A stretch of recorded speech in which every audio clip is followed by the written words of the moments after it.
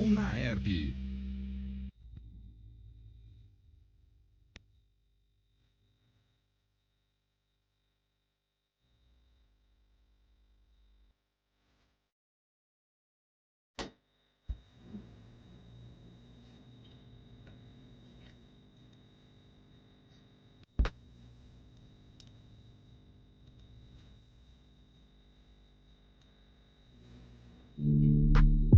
Memória da Comunicação.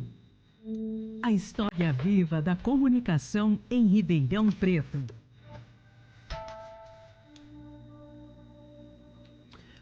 Olá, você que acompanha a Rádio Unaerp. Eu sou Larissa Rodrigues e é um prazer ter a sua companhia. Hoje você acompanha mais um episódio do projeto Memória da Comunicação, que é ministrado e coordenado pelo professor e coordenador Geraldo José Santiago, na parte técnica Andrei Violante. Todos os episódios estão disponíveis no canal do YouTube Memória da Comunicação na Rádio Unaerp. Hoje realizamos uma entrevista com o contador Demétrio Luiz Pedro Bon. Demétrio tem uma importante trajetória na comunicação, natural de Ribeirão Preto, entrou na PRA7, a 7ª rádio do país e a 2ª do interior, em 1965, como office boy e auxiliar de escritório. Acompanhou toda a mudança da PRA7 para o sistema Clube de Comunicação, onde hoje é o diretor administrativo financeiro. Olá, Demétrio. Oi, boa noite. Obrigado pela participação, por nos acompanhar hoje. Para me acompanhar também nessa entrevista, apresento a vocês minhas parceiras, Isabela Dibe. Boa noite. Maria Júlia Cabelé. Boa noite. E Yasmin Prado. Olá, boa noite. Boa noite, Yasmin. E o Gil Santiago, que está nos acompanhando aqui também.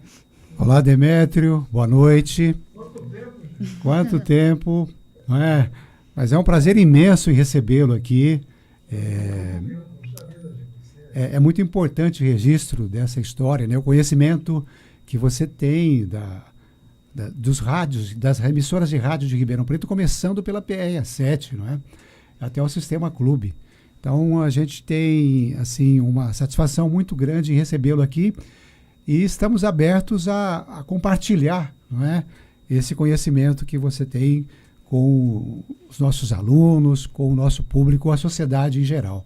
Muito obrigado por disponibilizar esse tempo para a gente, viu, Demétrio? Eu que agradeço, gente. Você sempre muito gentil, sempre colocando aí, né, esses momentos aí, né, para me relembrar o passado.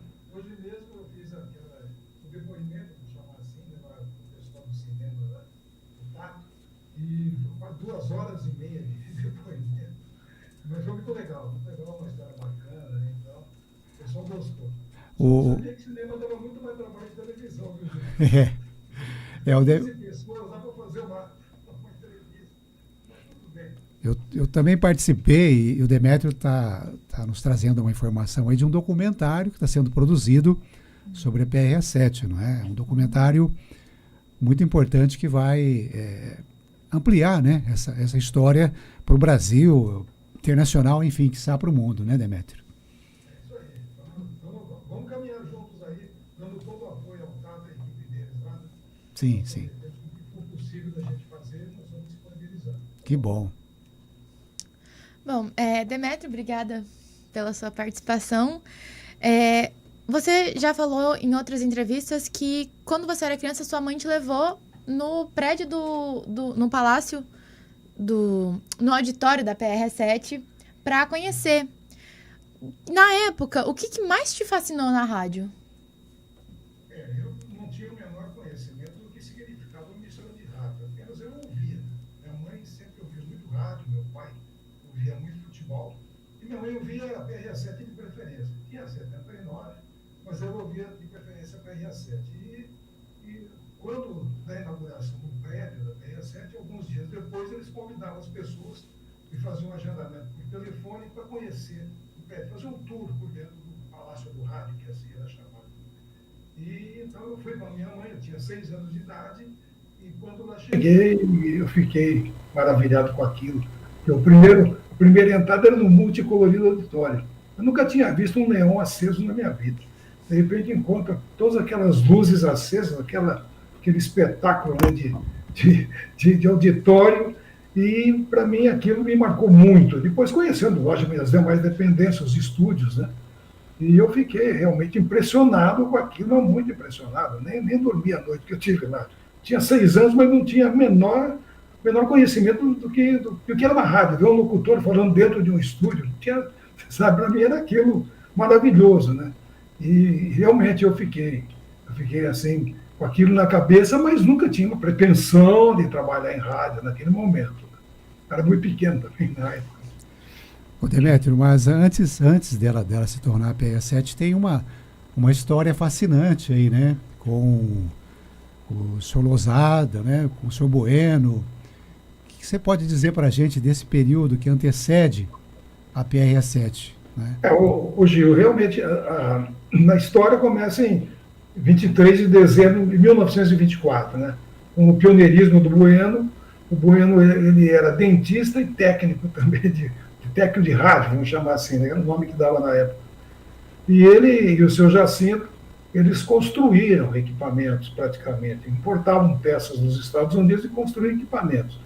E desenvolveram uma rádio no interior do Brasil, né? Como dizem, a sétima, pode ter sido a quarta emissora a entrar no ar, pode ter sido, que entrou no ar definitivamente, que tinha muito teste naquela época, muita experiência. Né? E, na verdade, era uma emissora que tinha o viés do seu Bueno, que ele gostava que a rádio fosse de educação, de informação, né? Isso que ele gostava, né? E entretenimento pouco, né? E essa programação durou durante muitos anos, né? Você conhece esse assunto muito mais até do que eu. Mas ela, todo esse tempo, até 1962, quando ela é vendida para a Cruzada Evangélica, ela tinha essa programação eclética, né? De música, esporte e notícia. Era isso daí que era a programação dela. Ô Demétrio, você citou o nome do senhor Jacinto, né? Sim. Nós tivemos esses dias uma entrevista com o Íris e ele me contou que aquele rádio com sintonia fixa foi criado pelo senhor Jacinto.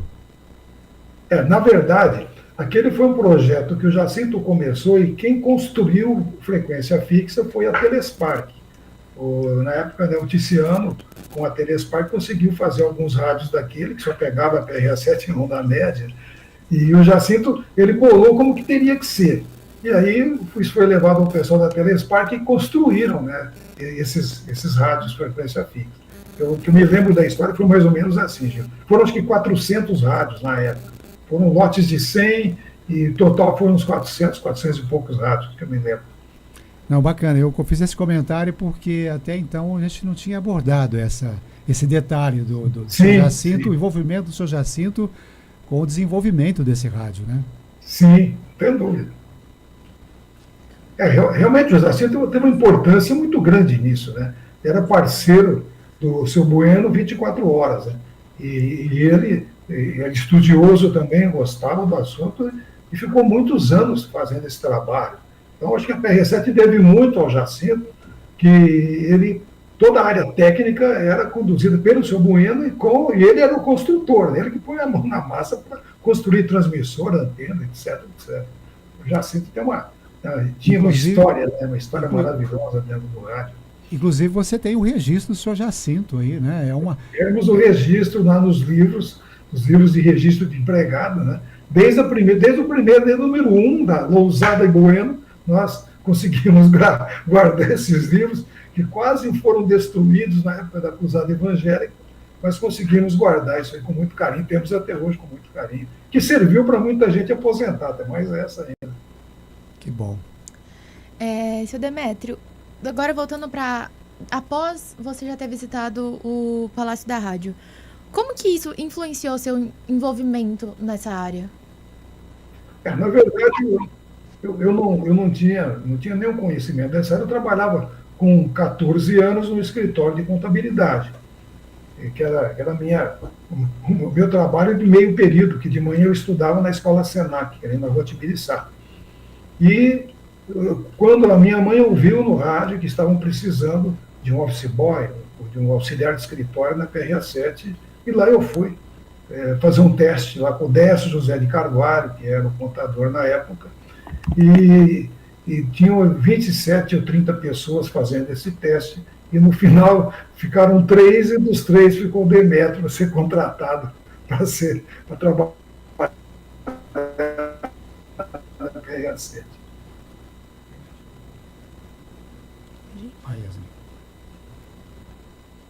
E quais foram os momentos históricos mais marcantes que você viveu dentro da rádio? Na verdade, eu passei por diversas etapas na rádio, né? Uma das primeiras foi em 1967, eu fui convidado para ser repórter esportivo. Porque nós tínhamos apenas um repórter esportivo. Quando nós tínhamos rodada dupla, um jogo fora de Ribeirão e um jogo dentro de Ribeirão, logicamente do Botafogo, do Comercial. Então, como não tinha repórter em Ribeirão Preto, eu fazia repórter em Ribeirão Preto, inclusive na época, até me lembro, o próprio Fausto Silva, né, o Gerdi Gomes, lado a lado ali, sentado no campo do Comercial do Botafogo, trabalhando como repórter. Isso foi um momento marcante da minha vida, logicamente.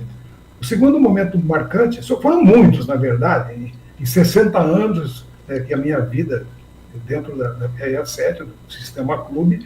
Um outro marcante foi quando inauguramos a primeira transmissão de FM, da emissora de FM. Se quiser, eu conto depois um pouquinho da FM. E em 1976, em Mono, inauguramos, que era uma novidade muito grande, só existia FM em São Paulo, né? Algumas, poucas em São Paulo.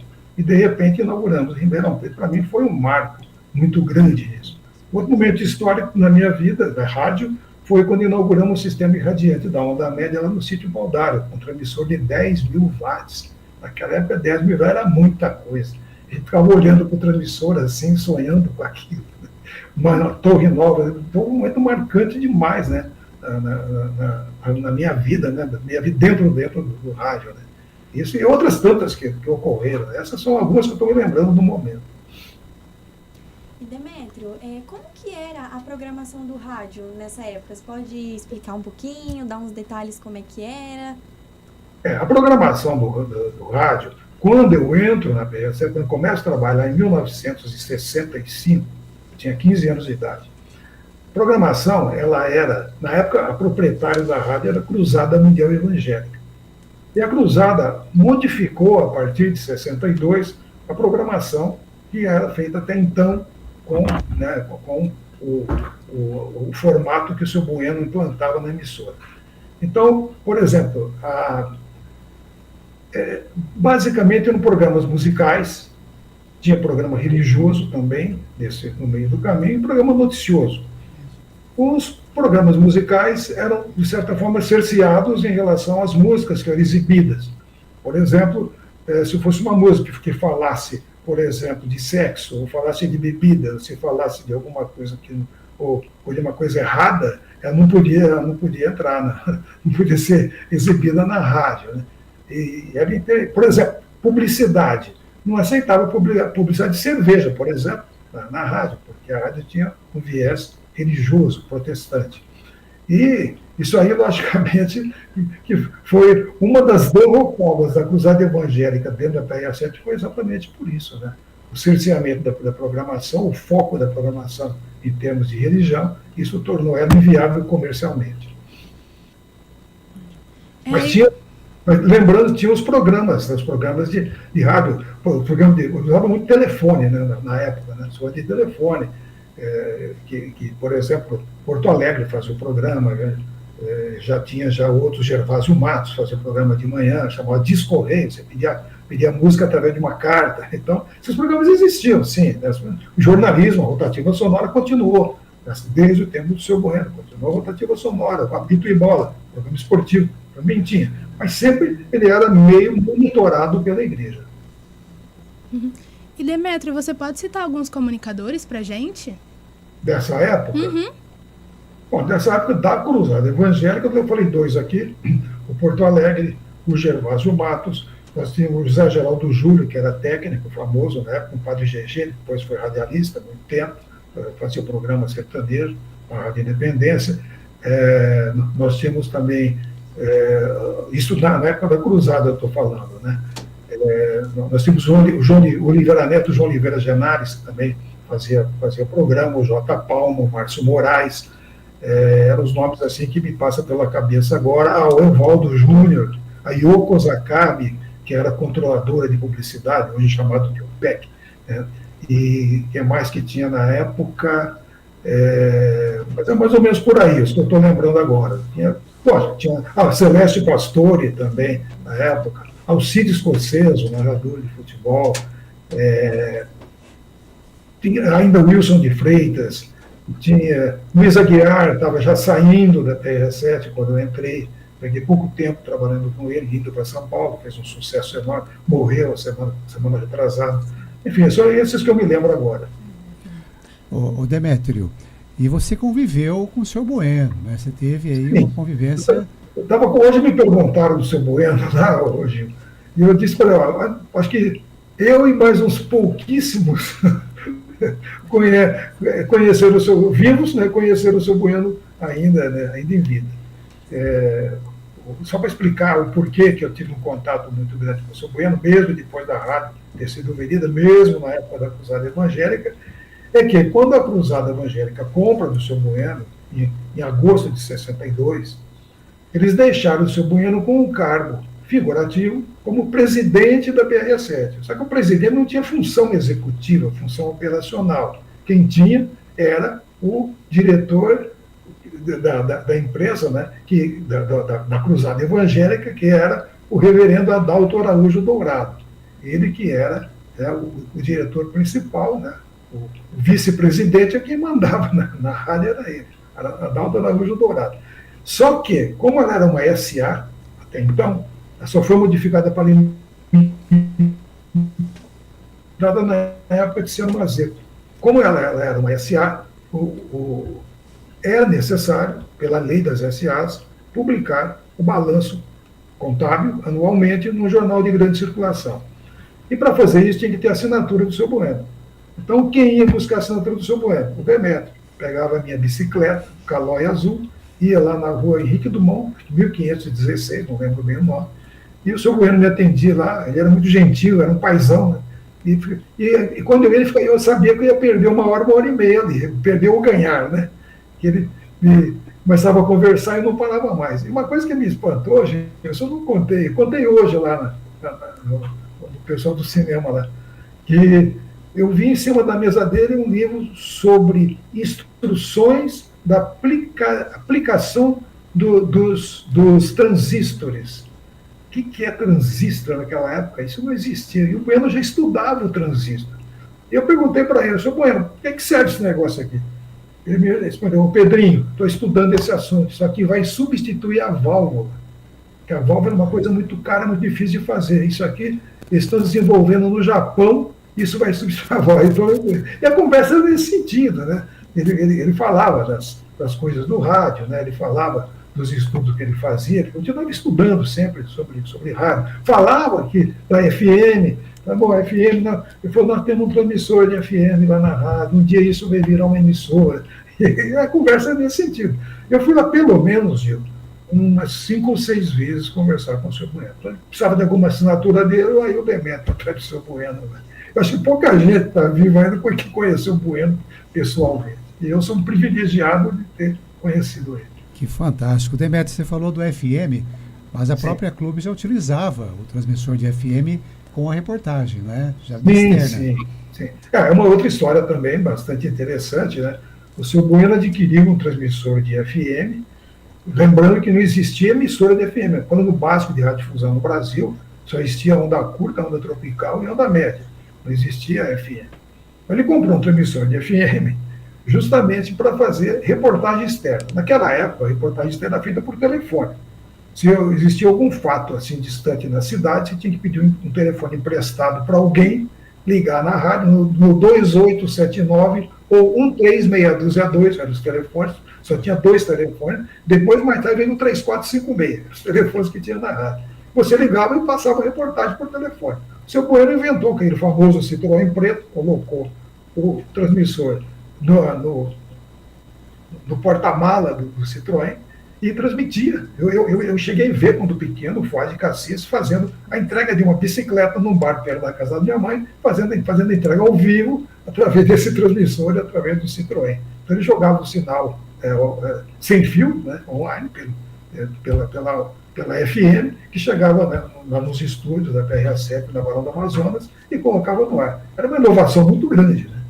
E depois esse transmissor ele foi ampliado, né? Ele foi dado um novo formato nele, de tecnologia, e ele passou a ser o primeiro transmissor da FM em 1976. E ele funcionou durante um bom tempo. Ele conseguiu transformar ele de 200 watts para 1 kW de potência. E foi colocado uma antena lá na Barão do Amazonas, da FM, e foi um dos pontos marcantes, né? Quando a gente ficava olhando para aqui, nós temos uma FM em Ribeirão Preto, uma coisa fantástica na época. Mas foi muito bacana isso daí. Em 76 já era na era Bueno, na era Mazeto. Esse ano ele conseguiu, porque o plano básico já permitia ter emissora. Em São Paulo já tinha, né? 2, 3 emissoras dele. Mas em Ribeirão é a primeira FM. A primeira FM de Ribeirão Preto. Depois veio a Rádio Alvorada, mas bem depois disso. Seu Demétrio, em 1962, a PRA7 foi vendida para o grupo americano World Gospel Cruzado. Certo. Por que teve essa venda e como que essa venda afetou a programação da rádio? Eu já disse isso na resposta anterior, mas é o seguinte, o seu Bueno, ele ficou muito doente, diabetes e outros problemas de saúde, teve assim, uma certa desavença com os filhos, que também eram diretores da rádio, e ele ficou desgostoso disso tudo, cansado também, doente também, e ele acabou vendendo a rádio. Achou uma condição financeira favorável e vendeu para a Cruzada Evangélica. Ela queria implantar no Brasil uma rede de emissoras. Era uma emissora protestante evangélica dos Estados Unidos, cujo diretor para a América Latina era o Mr. Benjamin Herb Pearson, e o Mr. William Hullett era o coordenador em São Paulo. O reverendo Adalto Araújo Dourado era o superintendente da rádio, e era a sequência, que eu estou dizendo assim, da hierarquia que existia. Em Ribeirão Preto tinha o reverendo Walter Caixa, da Igreja Presbiteriana, que também era ligado, e o nosso gerente era o Pedro Giacomini, na época da Cruzada Evangélica. E o que acontece, respondendo a sua pergunta agora, é que eles implantando um viés religioso dentro da programação, como eu disse antes, logicamente que o valor comercial da rádio começou a perder. E a 79, que era a grande concorrente e única concorrente até então, ela tinha uma programação totalmente aberta, totalmente popular, totalmente dirigida para o contexto de alegria, de entretenimento. Esse era o foco da 79. E a partir de 52 que existe a 79. E nisso, então, ela perdendo o valor comercial que ela tinha, perdendo audiência, logicamente, perdendo muita audiência ao longo do tempo, ela ficou inviável financeiramente. Só para você ter uma ideia, eu trabalhei um ano e 4 meses para a Cruzada Evangélica. Eu fiquei, por exemplo, 3 ou 4 meses sem receber meu salário. E muita gente da rádio ficou sem receber. Eles faziam um suporte financeiro, às vezes, vinha de São Paulo, da própria congregação, que supria alguma coisa, mas sempre estava devendo. Então, isso acabou eles abandonando o projeto da implantação de uma rede no Brasil e venderam para o Luciano Mazeto e seus irmãos, o Júlio e o Virgílio. Seu Demétrio, então, e na década de 70, como que era o processo de censura e como que ele afetou a programação da rádio? Não afetou muito, não. Na época da Revolução, né, em 1964, o que aconteceu era o seguinte: o governo militar, ele não tinha preocupação em ficar vigiando todo mundo, não. Eles focavam mais assim, quando havia uma crítica muito forte, desabonadora com relação ao regime militar, ou ao ministro, ou ao presidente na época, eles ficavam realmente, eles iam ver quem é que estava fazendo aquilo, iam censurar aquela pessoa, como era o regime militar dessa forma, né? Eles tinham uma certa censura, mas não era tão grande, né, também não. Você não podia falar mal do governo militar. Você podia criticar, isso não haveria problema. Com relação à programação da rádio, eu acho que todos tomavam cuidado para não ter, para não infringir determinadas normas. E as músicas que eram dos autores, compositores, que eram contra o regime, que criticavam o regime, vou citar só um exemplo, Geraldo André, por exemplo, outro exemplo, a música, para não dizer que não falei das flores. Era proibido tocar. E como é que eles censuravam isso? Da seguinte forma, você tinha que fazer uma relação de todas as músicas que você ia executar no mês seguinte. Aí eu levava essas músicas, eu e outras vezes outros funcionários, muitas vezes era eu que levava, e em São Paulo, no DOPS, que era o Departamento de Organização Política Social. O DOPS era um órgão de repressão, um órgão de repressão política. E você levava essa relação, deixava a relação lá, eles averiguavam se todas aquelas músicas podiam ser exibidas, carimbavam, e você pegava na outra semana e trazia de volta e entregava para o programador. Essas músicas podem rodar aí, que está tudo certo. Às vezes, como eu peguei uma certa amizade lá no DOPS, às vezes eu levava de manhã, quando ia para São Paulo, e pegava de tarde. Eles me quebravam o galho lá quando tem que voltar depois. Então eu estava sempre em São Paulo naquela época. E era assim, a censura era desse tipo. Era meio velada, mas não era nada assim, comprometedora, não. Mas se você falasse no ar, ao vivo, mal do governo, mal de alguém, aí você poderia ter problemas, você poderia ter problemas. Demétrio, me fala um pouquinho como foi a venda do World Gospel Cruzado para o Tiziano. Me fala um pouquinho como foi isso. Então, como eu disse um pouquinho antes, né, que a degradação financeira da PRA7, em função da mudança de programação ao longo do tempo, e alguns locutores famosos saíram da PRA7, foram para a Rádio Cultura. A Rádio Cultura já estava com uma audiência grande, já foram para a Rádio Cultura. O futebol foi reduzido a equipe, foi nessa época que eu trabalhei de repórter, foi reduzido a equipe. Então, tudo isso, tornando inviável, o Tiziano Mazzetto, que era presidente da Recreativa, naquela época estava construindo o Yacht Clube, ele era um empresário no ramo de joias, a loja Esmeralda, que ficava na rua General Osório, com Amador Bueno, se não me engano, ou Saldanha Marinho. E ele era empresário de divisão, e ele e os irmãos deles adquiriram a PRA7, adquiriram da Cruzada Evangélica, e foi realmente um período que ele reestrutura novamente a emissora. Ele tinha uma visão mercadológica muito grande, uma visão empresarial muito grande. Porque, na verdade, os pastores não tinham visão empresarial. Eles eram pastores, né? Então eles cuidavam da parte religiosa, mas da parte financeira, parte administrativa, parte comercial, eles não tinham nenhuma experiência, nenhum conhecimento, principalmente no Brasil. Eles vindo para cá no Brasil, não conheciam o Brasil. Então, talvez já achasse que fosse muito fácil fazer isso, mas não foi nada fácil. Daí a venda passou para as mãos do Tiziano Mazzetto e seus irmãos. O Demétrio, nós estamos falando de um período em que ainda o Rádio Clube funcionava no Palácio do Rádio, certo? Sim, eu conheci só o Palácio do Rádio, logicamente. Isso. Depois a 9 de julho. Né? E com o Tiziano, Demétrio, como que foi essa convivência com o Palácio do Rádio? Como que ele recebeu vamos chamar assim, esse monumento, né, que é o Palácio do Rádio? O que você pode dizer para a gente dessa convivência sua ali dentro? O Tiziano, ele comprou a rádio porteira fechada, como a gente diz na gíria, né? Equipamento, prédios, tudo aquilo, incluindo auditório, as casas que ficavam... O seu Bueno tinha construído, atrás do auditório, 2 casas para acolher aqueles funcionários que vinham de fora, tipo o Moacir Franco, por exemplo, você tem um caso, acolhia eles lá, e tudo isso fazia parte do patrimônio da PRA7, e mais o transmissor, lá na Via do Café, o prédio do transmissor e mais a área do transmissor, que é uma área grande que tinha lá. E ele comprou tudo isso, mas o Tiziano, ele não tinha muita preocupação na preservação daquilo lá. Né?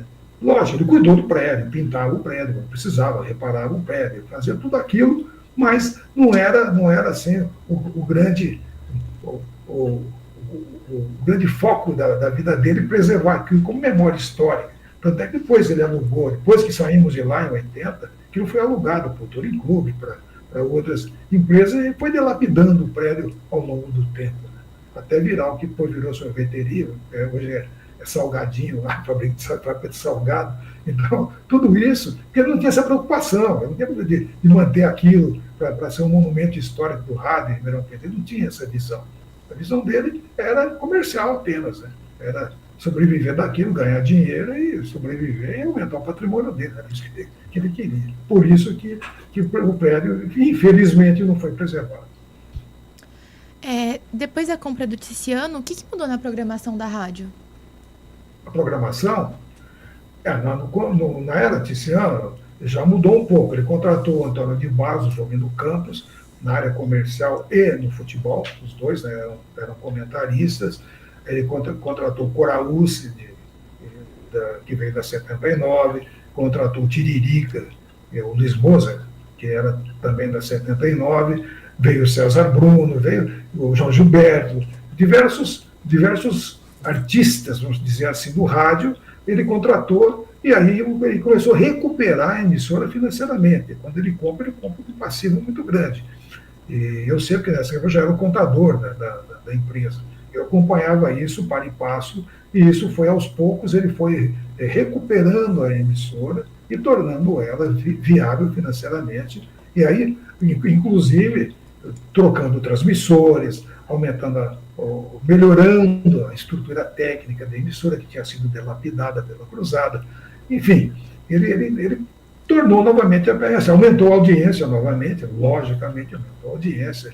Então, tudo isso foi feito com muito trabalho. O Tiziano trabalhava muito. Ele era um militar da reserva, era capitão do exército militar, e ele era muito sério financeiramente, ele costumava ser. Ele me deu a chance de ser o contador da rádio, né? Quando o seu Pedro Nolasco pediu demissão para trabalhar em São Paulo, eu era recém-formado, ele falou, não, você vai ser o contador, mas o seu Tiziano, eu não tenho esse conhecimento do seu, você vai ser o contador, você pode ter certeza. E falou para mim, sai da minha frente, não fica na frente, vai lá, assume a mesa lá e se vira, problema seu. É assim, era militar, né? O jeitão de militar. E me deu a grande chance de trabalhar, de desenvolver profissionalmente. Como que foi a Clube FM nessa época? Então, a Clube FM, ela começou em 76, como eu falei, em mono. Em 78, já foi adquirido um transmissor de FM novo, de 1 kW, já um transmissor já mais moderno da Collins Rockwell. E daí nós já mudamos a emissora, né, o Tiziano, né, já mudou a emissora lá para onde tem hoje a televisão, a Tenente Capitão Roxo 9002, que é o número lá. Foi feito lá um estúdio, com uma sala de produção, e uma sala e uma antessala, num prédio pequeno, e foi montada uma torre lá, e levou a FM já em 78, mas já uma emissora não mais mono, né, mas uma emissora já digital. E isso já foi, né, um grande salto na FM, né, da FM. E a programação da FM era voltada para o público jovem. O início não, de 76 a 78, que eu programava, eram músicas, vamos dizer assim, músicas de ambiente, né, que eram tocadas. Orquestradas, algumas músicas assim, popular brasileira, assim, mas sempre músicas calmas. Né? Já a partir de 78, o Luiz Alfredo Vilela, depois o Guto Rodrigues, filho do senhor Jacinto, que começaram a fazer a programação, já com mais samba, com mais música popular, um pouco de rock, então uma emissora mais eclética, né? E começou o sucesso dela aí até 80, quando aí realmente foi investido, aí já era Pisani, aí já daí para frente já é outra história, né? Mas assim, a programação era dessa forma, e na época não havia muitos receptores de FM, eram poucos de FM. Apenas a partir de 78, 79 já começaram as lojas venderem equipamentos de recepção de FM, que é o famoso 3 em 1, né? Que era a AM, FM, toca-disco e fita. Tinha muito disso, né? E alguns veículos, alguns carros norte-americanos, que ainda tinha no Brasil, já traziam no dial o FM. Era assim que funcionava. E Demétrio, por que o Tiziano fez a transferência para os irmãos Pisani? Temos algumas avaliações. Só um minutinho, vou tomar um pouquinho de água aqui. Só um minutinho, por favor.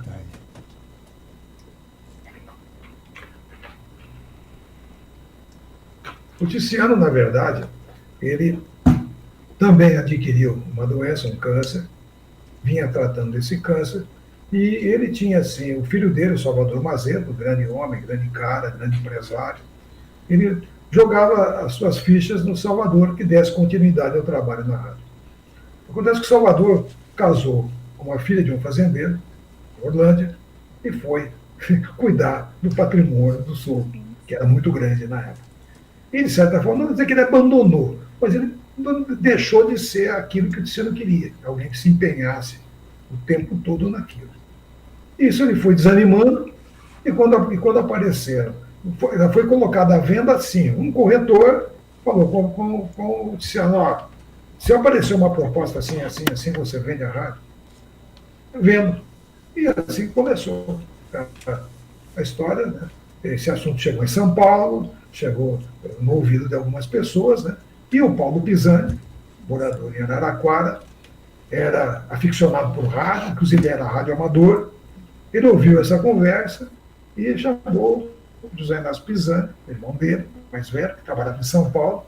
O Pisani tinha sido gerente da Alpargatas do Brasil, em São Paulo, depois diretor comercial da Leves do Brasil, a nível Brasil, e chamou ele e disse, vamos comprar a rádio lá em Ribeirão Preto, sem saber o que era aquilo, né? sem ter noção do que aquilo era. Aí eles tinham um patrimônio, né? Eles tinham uma rede de lojas na região de Araraquara, venderam a rede de lojas, venderam um patrimônio que tinha em São Paulo, e assim compraram a rádio, ficaram devendo, foram pagando. E assim que os Pisanes entram na história da PRA7 a partir de 1980. E aí já a história, daí surge o embrião do sistema clube de comunicação que é até hoje. E você também entrou nessa história nesse período, né, Demétrio? Se você me permitir, eu posso contar isso. Eu te contei, você sabe da história. Mas, por favor. As meninas aí, eu era o contador da rádio, e gerente administrativo e financeiro que cuidava das finanças da rádio. Quando chegam os Pisanes, eu fiquei pensando, preocupado, falei, o primeiro cara que eles mandam embora é o financeiro. O cara de botar alguém da confiança deles. Eu não conhecia eles, nem eles me conheciam, né? Nem sabia quem eram, né? E até na época eu falei com a minha mulher, eu tinha 2 filhos pequenos, o Demétrio Júnior e a Patrícia, eram pequenininhos, né? E eu fiquei preocupado, se mandar embora, eu vou ter que arrumar outro emprego. Minha mulher falou, não, a gente vai enfrentar isso aí, seja o que for. Nós vamos trabalhar, vamos fazer qualquer outra coisa, mas nós vamos sobreviver. Isso que é parceiro, né, Gil? Então, o Pisani, na época, logicamente, que foi um momento também complicado, porque tinha que pagar a rádio, não tinha tanto dinheiro assim. Então, ele morava em Araraquara, vinha para Ribeirão Preto todos os dias, e começou, ele era amigo do Zé Pérez, dono da Multiplan.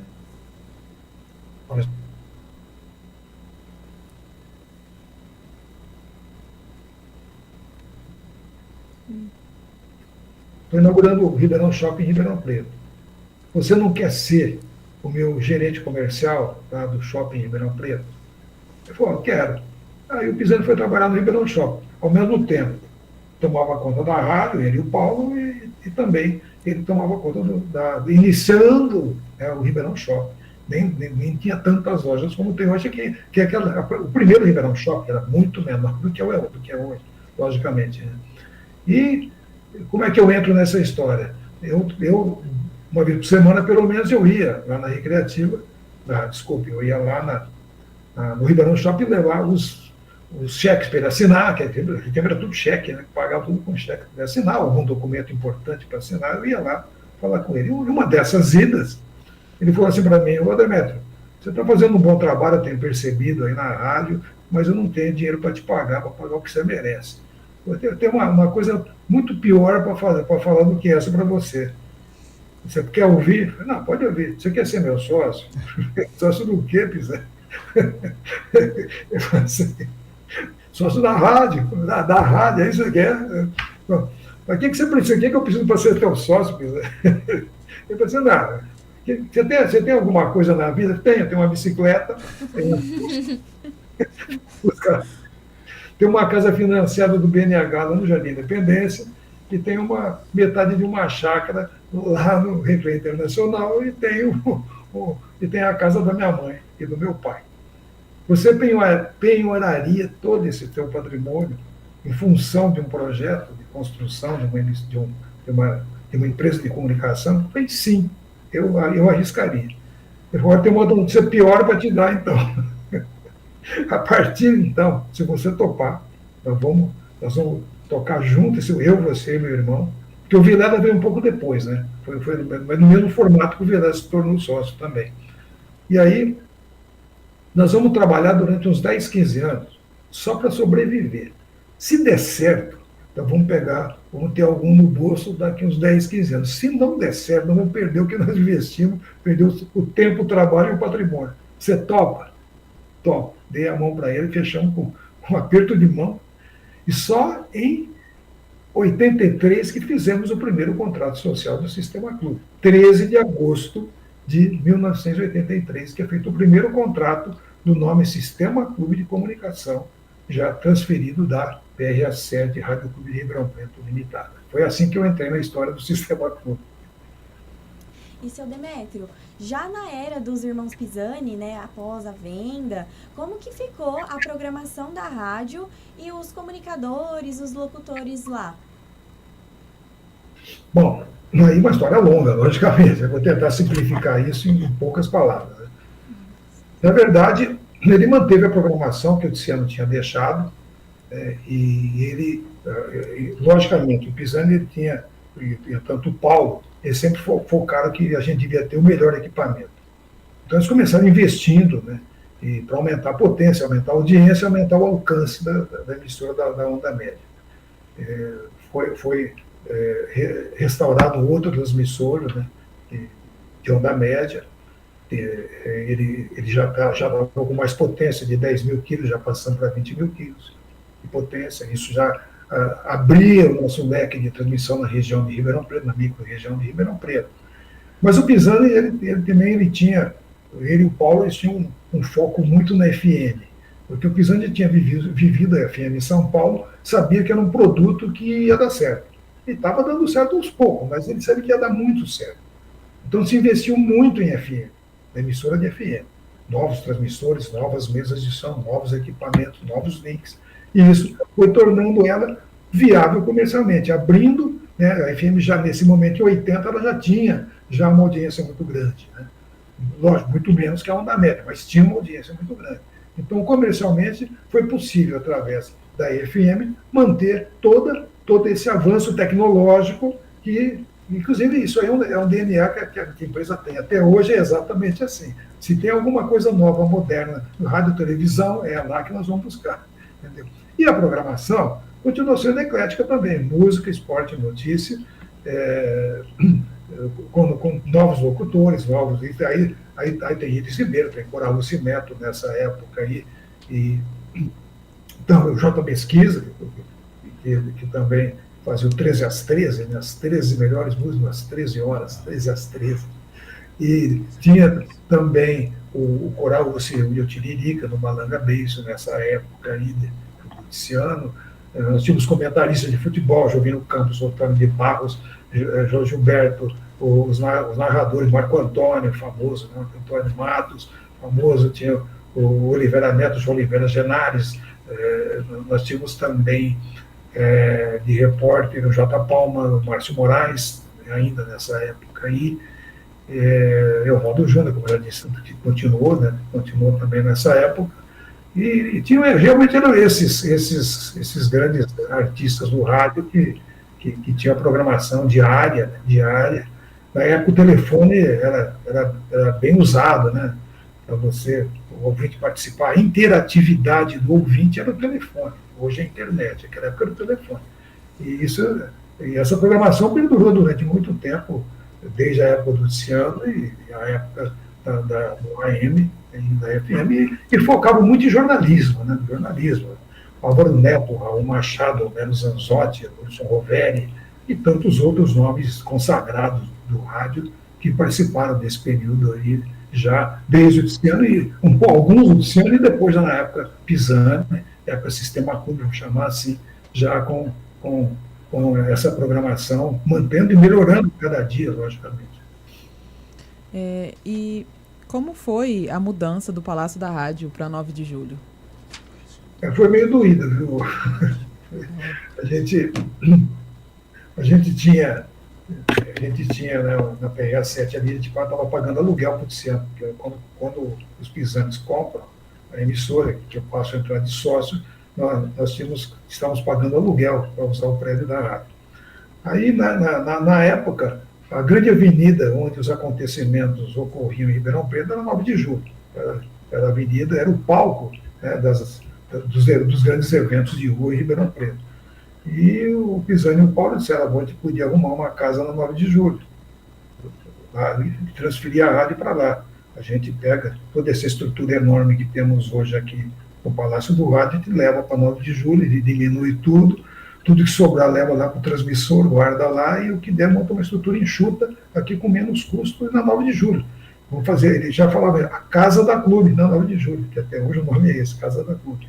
E assim foi feito. Em 83, a gente muda para 9 de Julho, 9 de Julho número 600. Né? Depois vieram os outros prédios anexos que tem hoje, mas a 9 de Julho 600 foi o primeiro prédio que abrigou então o PRA7, né? Aí já clube, da Rádio Clube, era Clube AM e Clube FM. Né? E tem uma coisa, acho que eu mostrei para o Gil aquele dia, né, Gil? Começou a PRA7 FM em 76. Depois o Clube FM, né? Começou com o PRA7 FM. Interessante isso. Mas foi assim a mudança. Aí nós temos que nos adaptar a um prédio novo, uma situação nova, né? Prédio pequeno em relação às necessidades da rádio, mas nos ajustamos ali e depois, em 85, 86, fomos para 9 de julho 11 e 88, mais um prédio. Não deixamos o prédio da 600, fomos para 11 e 88, lá levamos a parte administrativa, a parte comercial, para poder ter um pouco mais de espaço para o rádio, propriamente dito, dentro do prédio da 9 de julho 600. Demétrio, e nesse período aí também começou a expansão do sistema, né? Porque vocês adquiriram a Rádio Cultura, né? FM. A Cultura FM, né?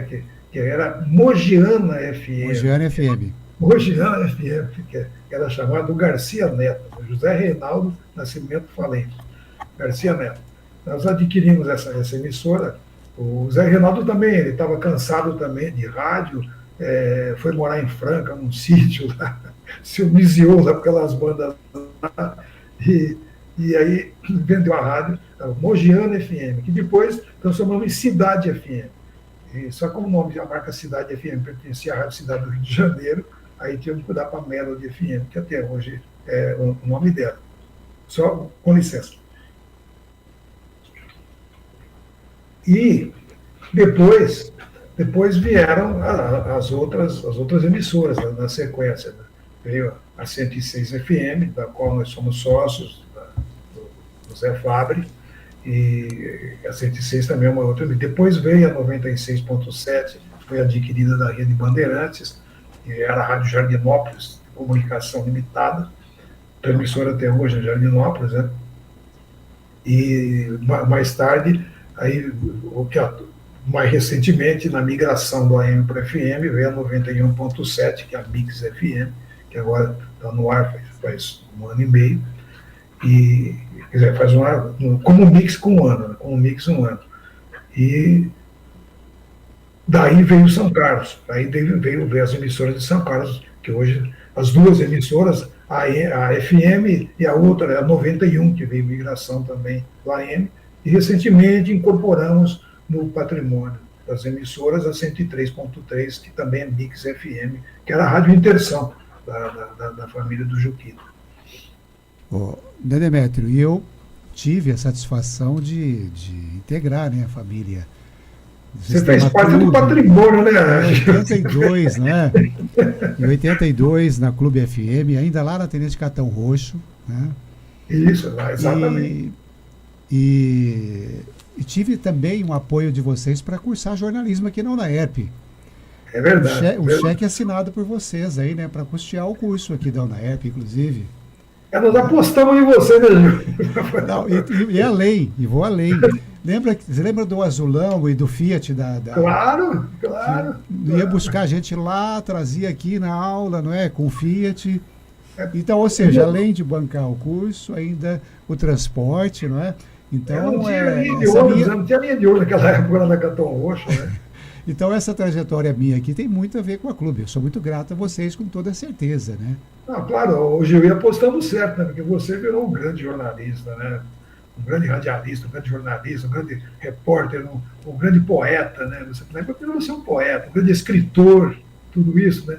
Então, se a gente teve um pouquinho disso no teu DNA, a gente fica feliz, né? Eu toda vez eu pagava lá a fatura da UNAERP para você. Mas foi bacana isso, foi muito bacana isso e deu resultado, né? Sim. Deu resultado. Eternamente grato, com toda certeza, viu, Demétrio? E você fez parte, né, Gil? A gente sempre diz lá na empresa que aquilo foi construído por muita gente, né? Sim. Muita gente deixou um tijolinho na nossa parede lá. E você fez parte disso, faz parte disso, né? Não tem como não fazer parte disso. Você e tantos outros que lá estiveram, né, ao longo do tempo, que ajudaram a construir o Sistema Clube também, né? Sim. Não foi só nós que construímos, todos vocês que construíram o Sistema Clube. Né?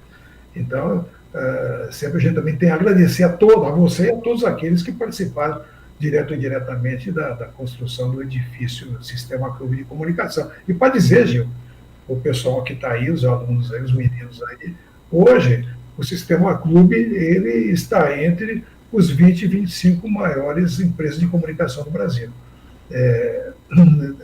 Não tanto pelo tamanho, mas pela importância que ele tem dentro da Radiodifusão Nacional, da comunicação nacional.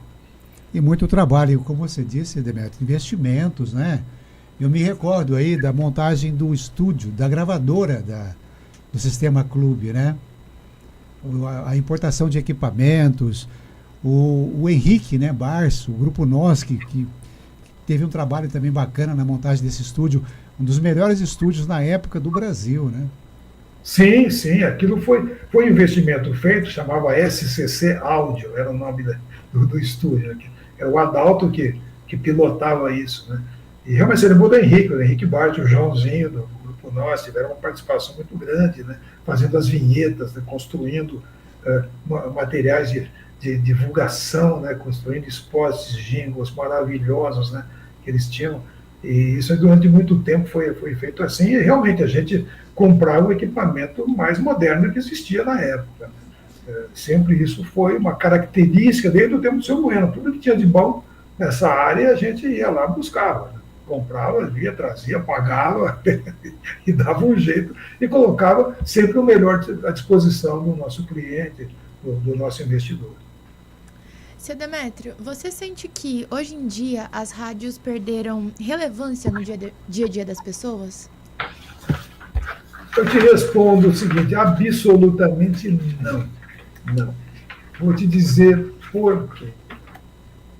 Hoje nós temos no Brasil, eu estou dizendo uma estatística de 2023, 4.258 emissoras de FM, 1.030 e poucas emissoras de onda média, 4.600 e tantas emissoras comunitárias no Brasil. É uma quantidade muito grande de emissoras. Tem uma pesquisa que foi feita pela Inside Audio e pelo Cantar Ibope, isso foi 2022 para 2023, né? Nessa passagem de ano mais ou menos. Essa pesquisa revelou que 80% dos brasileiros ouvem rádio. 80%. Desses 80%, mais ou menos, 20% deles, 20% desses 80%, ouvem rádio pelo menos uma vez por dia. E os outros 60% ouvem pelo menos 3 horas de rádio por dia, seja AM, seja FM, seja o que for. Então, a relevância do rádio é tão grande que no primeiro semestre de 2024, o investimento de publicidade em rádio aumentou 16%.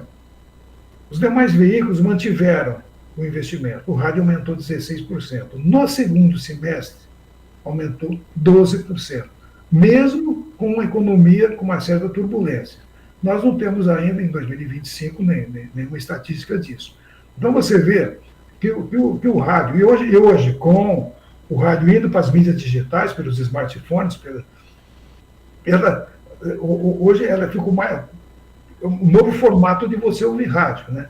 Porque, na verdade, quando você compra um carro, o carro já vem com rádio. Quando você liga o carro, o rádio já está ligado. E é assim que você praticamente é obrigado a ouvir rádio. E a instantaneidade do rádio faz com que ele seja uma coisa morredora, né? Uma mídia morredora, porque quem não ouve rádio, me pergunta para alguém que não ouve rádio, é difícil achar alguém que não ouve rádio. Todo mundo gosta de rádio. Você está viajando, você liga o rádio. Você está em casa, muita gente liga o rádio. Liga a TV também, mas liga o rádio também, entendeu? E o rádio, com essas mudanças todas, né, que ao longo dos anos a tecnologia foi mudando o rádio, ele foi se aprimorando e foi sendo cada vez melhor, a sua propagação cada vez melhor, cada vez maior. Então, essas pesquisas são sérias, que eu estou falando agora. Se nós temos 211 milhões de pessoas no Brasil, você faz a conta aí, nós temos 168, 169 milhões que ouvem rádio no Brasil. Então, é um número muito expressivo. Então, eu vejo o rádio ainda com um futuro muito grande. É muito simples, você pega qualquer emissora que você quiser, você liga nela, ela vai ter 4 breaks por hora de propaganda. Ninguém investe propaganda para perder dinheiro, investe para vender produto. Então, o rádio continua sendo ainda tendo um valor comercial muito grande. Demétrio, e o importante nesse processo todo é que o rádio vem se reinventando, ele vem incorporando essas novas tecnologias, né? Sim. Ô Gil, não só incorporando as tecnologias, né, que isso são as coisas. Hoje, né, uma criança de 12, 13 anos pega o celular e vai ouvir rádio, se ele quiser ouvir rádio no celular. Né? É assim que funciona. Nós tínhamos o walkie-talkie antigamente, né? Usava o walkie-talkie. Mas o que tem acontecido com a rádio, Gil, é a diversificação de programação para atender nichos, né? Você pega, em São Paulo, por exemplo, tem emissora que toca ópera o dia inteiro, tem emissora que toca jazz o dia inteiro, ela atende aquele nicho específico, e isso transformou o rádio, ele praticamente está deixando o rádio para atender qualquer tipo de ouvinte, né? Porque tinha aquele ouvinte que só ouvia futebol, só ouvia isso, só ouvia aquilo. Hoje não, tem ouvinte para tudo. Né? Tem rádio só de rock, né? Tem rádio só de samba, tem rádio só de orquestra. Tem. Então, essa multiplicidade de programação faz com que o rádio vai sobrevivendo. A tecnologia e a programação que faz o rádio sobreviver. Quando você está ouvindo rádio, é muito comum você estar no carro. Se você não gostou daquela música, daquela programação, você muda na mesma hora, vai para outra, vai achar o que você está gostando. Você quer ver notícia? Vai na rádio de notícia. É assim que funciona o rádio. Por isso que ele não morre, ele vai ser sempre o rádio. E nos Estados Unidos, tem uma pesquisa de 2021, o rádio tinha aumentado a audiência nos Estados Unidos em 14%, se eu não me engano. E lá a pesquisa é séria, logicamente, né? Então, você vê que o rádio continua sendo o grande fator propulsor da comunicação, da diversão, do entretenimento. E, Demétrio, o que motivou a expansão para a TV e quais os maiores desafios enfrentados? Isso é uma história longa também, né? Tem conversa para muito tempo isso aí. Na verdade, eu vou te dizer, a TV era um sonho do seu Bueno. O Gil conhece bem essa história. O terceiro andar do prédio, lá do Palácio do Rádio, onde estava o estúdio Roquete Pinto, ele estava preparado, e a sala ao lado, que era do jornalismo, de rádio, estava preparado para a televisão. O Bueno já tinha na cabeça dele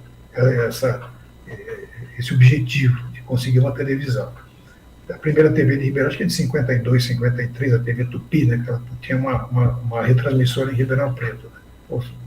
Desculpa, não sei bem a data, mas é por aí, no início da década de 50.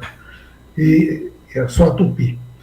E o Tiziano Mazeto também tentou conseguir um canal para Ribeirão Preto. Mas era difícil um canal para Ribeirão, porque já tinha, né, o canal 4, o canal 7, que era, ia ter a Record também, né, na época, já os canais de Ribeirão Preto nessa época, né, já existiam, e não tinha um espaço para colocar mais uma emissora em VHF, que era a TV que você pegava pelo ar, né, automaticamente. Aí, já o Pisani também, o Paulo pensando na emissora de televisão, que seria o próximo passo. Mas o primeiro passo foi dado, construindo um núcleo de geração de áudio, de vídeo, áudio e vídeo, logicamente, fazendo publicidade de vídeo, construindo produções em vídeo, conteúdos de vídeo, que era a tal da SCC Vídeo, que funcionava lá na Catão Roxo, onde tem lá um núcleo de TV ainda lá. E foi aprendendo a fazer televisão dessa forma, começando pequenininho com a SCC Vídeo, fazendo produções de vídeo, né, pequenas, mas aprendendo a fazer. E aí começou o trabalho de tentar uma emissora de televisão. E foi um trabalho árduo do Pisani, do Paulo, que ele ficava à frente disso em Brasília, e nós, eu, o Vilela e o Paulo, segurando a onda aqui em Ribeirão Preto, e Pisani trabalhando nisso lá. Foi uma história longa, né? De pelo menos 3, 4 anos de trabalho muito grande, tentando convencer, através de projetos, o Andrade, que era o Eric Andrade, que era o nosso engenheiro, fazendo projetos para implantar, até que conseguimos, em 88, uma geradora de televisão do canal 17, mas aí já era UHF. O HF dependia daquela anteninha para você sintonizar. Tinha que adaptar a anteninha na TV, e aí você conseguia sintonizar a TV. E conseguimos em Bonfim Paulista esse canal 17, mas era uma geradora de televisão, em Bonfim Paulista. Foi assim que começou. Depois conseguimos o canal 9, em Ribeirão Preto, né? Inicialmente como repetidora do canal 17 e depois como canal independente, geradora também de TV, canal 9 em Ribeirão Preto. Agora, você quer saber da história? A história é longa, começando com a TV Manchete, em Bandeirantes tinha o canal 13 em Ribeirão Preto, mas ele vinha chamado SP2, que era o canal de Presidente Prudente, o sinal vinha de Prudente para Ribeirão Preto.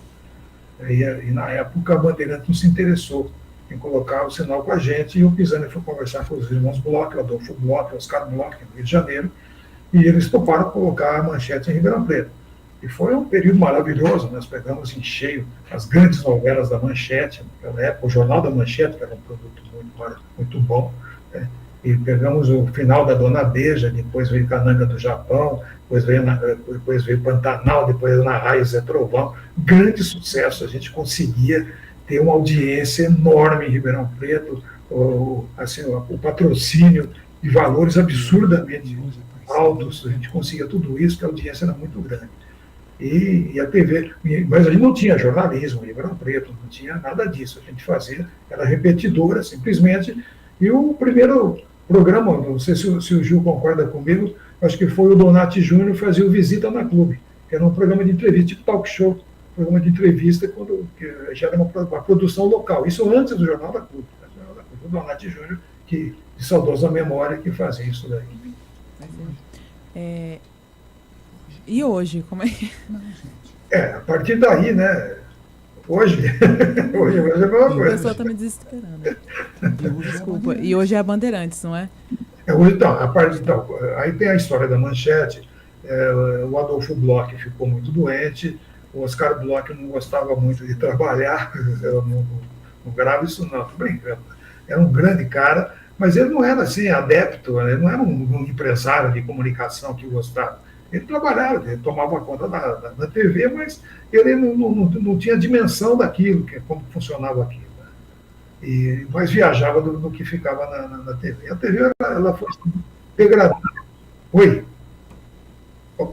Foi degradando financeiramente, aí começaram a ter as greves, mudaram para São Paulo, era do Rio, mudaram para São Paulo, não teve o efeito desejado, e para a gente começou a ficar difícil, porque você vendia uma novela, não sabia se ia para o ar. Você vendia o jornal da Manchete, que era o Carlos Bianchini, que apresentava, era um produto muito bom, mas você vendia, vendia para o cliente pagava, na hora que ia para o ar, não ia para o ar, porque estava em greve naquele momento. Então, a gente começou a ficar desguarnecido de rede, né? E aí, então, o Pisani conversou com o senhor João Saad, pai do Johnny Saad, que é o atual presidente do Bandeirantes, e ele falou assim, então tudo bem, vou tirar de Prudente e passo para ter o canal em Ribeirão Preto.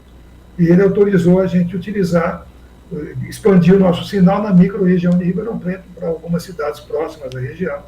E depois foi um processo longo, investindo na região, e hoje nós atingimos 85 cidades da região de Ribeirão Preto, da macro-região de Ribeirão Preto, vou dizer assim, um raio de 100 e poucos quilômetros de Ribeirão Preto. Essas cidades todas estão conectadas na TV Clube, né? Transmitem a TV Clube. E um universo de aproximadamente 3.200.000 pessoas nesse universo todo da macro-região. E nós temos a programação da Bandeirantes e a programação local, né? Especialmente o Jornal da Clube, primeira e segunda edição, o programa do Léo, o programa a mais, os programas independentes, de sábado, domingo e de manhã. Então, esse é o nosso formato de programação da TV. Demetrio, quais foram os momentos mais importantes na história do Sistema Clube que ajudaram a solidificar sua posição como uma das principais emissoras da região? Eu acho que tudo isso que aconteceu, essa evolução, né? De primeiro a FM, depois o aumento de potência, depois veio a televisão, depois as novas emissoras incorporadas ao grupo. Então, tudo isso foi solidificando o Sistema Clube. Tudo isso foi sendo incorporado, né? E depois, nos últimos 10 anos, o investimento na área imobiliária do Sistema Clube, a construção de uma usina de energia de 1 megawatt em São Carlos, aí veio as emissoras de São Carlos, né? O grande prédio da construção, um prédio de 4.000 metros quadrados em São Carlos, onde abriga as 3 emissoras, e tudo isso foram grandes momentos da vida do Sistema Clube, né? Estou dizendo Sistema Clube, né? Tudo isso foram grandes momentos, né, de crescimento, de atualização mercadológica, de atualização de programação. Tudo isso gerou o que é o Sistema Clube hoje, uma grande empresa de comunicação. E tem também, se me permite completar, o Gil conhece também muito bem essa história da SCC Geração. E, a partir da televisão, tivemos a ideia de colocar um novo núcleo dentro do Sistema Clube, uma equipe de TV para gerar, ou uma emissora de TV, vamos dizer assim, né, para gerar eventos esportivos. Isso começando com uma veraneio, 4 câmeras, fazendo os jogos aqui do comercial na série A3, lá em 85, 86, por aí. Começamos assim. Mas isso evoluiu, aí veio, né, o HD, mais tarde, nós crescemos em SD, depois o HD, e aí começamos a prestar serviço para as grandes redes de TV do Brasil. Por isso que eu falo da importância do Sistema Clube. Trabalhando para a Sport TV, para a Rede Globo, para a Rede Bandeirantes, para a SBT, esses eventos esportivos, a gente sempre, quando você vê um jogo, por exemplo, da Libertadores de América, em São Paulo, Rio de Janeiro, Paraná ou Minas, certamente é a Clube que está gerando. Os uplinks que jogam sinal no satélite. Então, tudo isso nós estamos também investindo nessa área. E hoje, o nosso grande cliente, temos alguns que a Sport TV ainda é nosso cliente, que é do Grupo Globo de Comunicação, e o nosso grande cliente hoje é a Comembol, que é dona dos direitos de transmissão da Libertadores de América e da Sul-Americana. Então, esses jogos nesses 3 estados que eu falei, geralmente nós que fazemos, nós somos contratados para gerar esses jogos são jogados depois para o mundo inteiro. A gente gera o sinal aqui que vai para a Colômbia, e da Colômbia ele espalha o sinal da Comembol, espalha esse sinal para o mundo inteiro, vende esse sinal para o mundo inteiro, e a gente que gera esse. Por exemplo, o último jogo do Corinthians e o Barcelona de Guayaquil, da Libertadores, da pré-Libertadores, nós que geramos aquele jogo, por exemplo, só para citar um exemplo muito recente, né? A Clube que gerou e joga o sinal no satélite, e do satélite vai para a matriz lá, para os estúdios na Colômbia, da Comembol. Demetrio, a gente está caminhando já para o finalzinho, né, meninas? Sim. Mas é preciso ressaltar que boa parte dessa história que você nos contou aqui, nos presenteou, né, com essa história, está preservada, não é? Vocês têm um espaço imenso aí que está guardado, discos, equipamentos, né, da época da PRS7, do rádio, da TV, não é?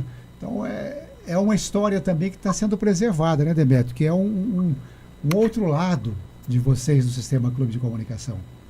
Hoje você teve recentemente lá na Clube e nós estamos resgatando aos poucos muitos equipamentos que foram utilizados. Então, por exemplo, hoje temos umas 10 câmeras de TV, e SD, logicamente, com seus respectivos tripés, espalhados nos corredores da rádio ou nas salas dos diretores do Sistema Clube. Preservamos o primeiro transmissor de FM, ele está lá, ali no 9 de julho 600, ali do lado. Quem vê aquilo fica espantado. Muito bem preservado aquele transmissor. Temos equipamento de TV, né, as BVU, as UVW, tudo aquilo que nós preservamos, alguns funcionando estão lá também na Clube. Não sei se você viu todos, se você voltar lá, tem mais coisas lá que nós estamos preservando e vamos ampliar isso, né? Além disso, nós temos aquele acervo de 25 mil discos, né? 20 mil LPs, né? E mais 5 mil e poucos CDs estão lá guardados lá no prédio no prédio ao lado, lá onde era o palacete lá da família Consone, né? Que é também de propriedade da Clube. Estava preservado isso lá também. E o pessoal do cinema lá ficou espantado com isso, né? Ter 25 mil LPs não é pouca coisa, não, certo? E isso está sendo preservado aos poucos. Preservamos muita coisa, né? Dos livros contábeis, dos livros de departamento pessoal, você viu alguns deles lá, né? E isso tudo está sendo preservado, restaurado, alguns restaurados que estavam, né, em estado já bastante de decomposição ou estragados, né? Estamos recuperando tudo isso e vamos aos poucos resgatando essa história, né? Essa história importante dos 100 anos, caminhando para os 101 anos de vida, né? E estou muito feliz por isso, viu, Gil? De estar aqui com vocês, batendo esse papo aqui, trocando essas ideias aqui, contando um pouco daquilo que eu lembro, né? Muita coisa eu já esqueci, logicamente, mas algumas coisas a gente lembra, né? Hoje a entrevista lá foi 2 horas e 15 minutos, lá, com o pessoal do cinema lá. Que maravilha. E foi bacana, mais ou menos muita coisa que eu estou falando hoje aqui foi falada lá também, né? Lá foi um pouco mais da história, realmente, né? E hoje estou falando um pouco mais da atualidade, né, do Sistema Clube. E o Sistema Clube hoje, ele tem tudo isso que eu estou falando, né? De Belo Horizonte, São Carlos. É um grupo de empresas muito, muito sólidos, né? Eu disse hoje lá também que nós somos uma empresa independente em todos os sentidos, nós não temos vínculo religioso, sectário, político com ninguém, uma empresa genuinamente ribeirão-pretana, nascida aqui em Ribeirão Preto. Todo mundo sabe quem são os diretores, os proprietários, tem SIC, RG, endereço, todo mundo sabe quem são, eles são daqui. Quer falar com o Demetrio, você fala, quer falar com o Paulo, você fala, nós estamos aqui, entendeu? Nós temos esse formato, né, de vida, esse formato de empresa, né? Então nós estamos aqui, estamos em Ribeirão Preto, temos um vínculo com nada, estamos com o Sistema Clube, com a comunicação e com o desejo e o interesse de levar ao ouvinte até o espectador o melhor possível. Nem sempre conseguimos, mas tenta ser o melhor possível, com honestidade, com sinceridade, com transparência. Essa que é o formato da Clube, dentro daquele slogan lá de trás, de 1980, chamado liderar e evoluir. É isso que a gente pratica, eu tento praticar todos os dias na vida do Sistema Clube. E nós só temos a agradecer, viu, Demetrio, por essa história, por essa postura, né, por essa ética, esse trabalho que o Sistema Clube e pela importância que tem na nossa sociedade, né, do Sistema Clube. Muito obrigado por tudo isso e pelo seu tempo também de ter disponibilizado para nós aqui. Claro, Gil, lógico, sempre eu estou à sua disposição, sabe, Gil? Quando você, há 15 anos atrás, começou com o projeto do livro dos 80 anos, né, eu fiquei um pouco assustado com aquilo, porque eu falei, como é que vai fazer esse negócio, né? Então vai ser história, é bem complicado. Né? E você e o André conseguiram, né? levar isso, né? Então, se não fosse vocês, eu não teria o livro de 80 nem o de 90 anos. Certamente eu não teria isso. Né? E vocês têm isso aí é uma dívida eterna que a Clube tem com vocês. Você pode ter certeza disso, porque essa história toda está narrada nesses livros, né? Quem tem esse livro é um privilegiado, porque conta uma história espetacular, né? De uma vida de 100 anos, né? E lembrando, né? Hoje me perguntaram se a emissora ficou fora do ar há algum tempo. Eu disse o seguinte, todos os grandes acontecimentos de Ribeirão Preto foram transmitidos pela Clube, políticos, religiosos, educacionais, filantrópicos, tudo foi transmitido pela Clube, tudo isso ao longo de 100 anos. Só ficamos no ar fora, segundo consta, diz a lenda, ficamos fora do ar uma semana na época da Revolução de 32, por ordem do governador do estado de São Paulo, para não passar informações para o inimigo, que é o estado de Minas Gerais. Então, isso, eu tive essa informação, mas isso não está registrado, pelo menos até onde eu conheço, registrado em lugar nenhum. Mas tem informação que ela ficou fora do ar uma semana por causa desse problema da Revolução de 32. E agradeço também, mais uma vez, a oportunidade de estar falando isso aqui, certo? E eu sei que isso está gravado, é legal, vai servir de informação para muita gente que gosta de rádio, que gosta eu sei que aquela outra entrevista que você me concedeu, aí que eu tive pessoalmente aí na Rádio Unaerp aí, foi bem legal com os alunos aí, foi bem legal, teve muita audiência, muita gente viu, gostou, assistiu também. Eu fiz uma live também com o Beto Espiga, contando mais ou menos essa história aqui, né? E também teve, se eu não me engano, 7, 8 mil visualizações dessa live com o Beto Espiga. E isso eu fico feliz por isso, sabe? De passar todo esse conhecimento, passar toda essa história aí, que logicamente vai se perder, né? Se não gravar hoje, se não ficar gravada hoje, isso vai sumir. Então, eu fico muito feliz, eu sou muito grato a Deus, a minha família, aos irmãos Pisani, ao Luciano Mazeto, ao seu Bueno, todos aqueles, o Pedro Jacomino, todos aqueles que me incentivaram na vida, que me deram chance de poder trabalhar, de poder desenvolver, de mostrar aquilo que eu quis fazer, que eu gostei de fazer, que eu faço até hoje. É assim que a gente vive. Sou muito grato a tudo isso e grato a você também por dar essa oportunidade de fazer tudo isso que você fez também pela Clube. Tá bom? Demetrio, nós que agradecemos. É um registro, né, para a história, para os futuros, os próximos comunicadores que vêm aí, pesquisadores. Esse é o nosso objetivo, é ter esse registro, não é? Então só temos a agradecer a você. Agradecemos. Bom, muito obrigado. Eu desejo aos alunos aí boa sorte aí nessa atividade que vocês vão encarar, estou encarando pela frente aí. Não é fácil você ser jornalista, ser publicitário, é uma área difícil de você conseguir espaço, conseguir abertura, não é tão simples assim, é uma área complicada. Eu militei pouco tempo como radialista, né? E o Gil conhece a minha vida também, muitos anos na televisão. Eu capitaneei o projeto Voto Secreto no rádio e na TV durante muito tempo, que foi um trabalho que eu fiz de radialista, de jornalista dentro do rádio, dentro da televisão. Eu sei quanto é difícil isso, quanto é difícil. Quando até você falar para uma câmera, como é difícil isso. Você formatar uma notícia, como é difícil isso. Como você buscar uma notícia, como você tirar do entrevistado o melhor dele, como você tirar do assunto o melhor dele, ou passar o assunto com transparência. Isso não é fácil, não é nada fácil, nada fácil. Por isso que desejo a vocês boa sorte nessa caminhada de vocês aí. O episódio de hoje do Projeto Memória da Comunicação fica por aqui. O projeto é ministrado e coordenado pelo professor e coordenador Geraldo José Santiago, na parte técnica, Andrei Violante. Agradecemos a presença de Demetrio Luiz Pedro Bom, que contribuiu ativamente para esse projeto lindo que visa contar, reviver e eternizar as histórias das rádios de Ribeirão Preto. Muito obrigada por vir, Demetrio. Todo o conteúdo aqui abordado foi obtido por meio de pesquisa e produção dos alunos do curso de jornalismo. Obrigada a você que nos acompanhou. O projeto Memória da Comunicação está disponível no canal do YouTube da Rádio Unaerp. Continue agora com a programação. Você acompanhou mais uma transmissão da Rádio Unaerp. Audiovisual, Andrei Violante. Assistência, Gustavo Arsêncio e Diego Rueda. Coordenação, Gil Santiago.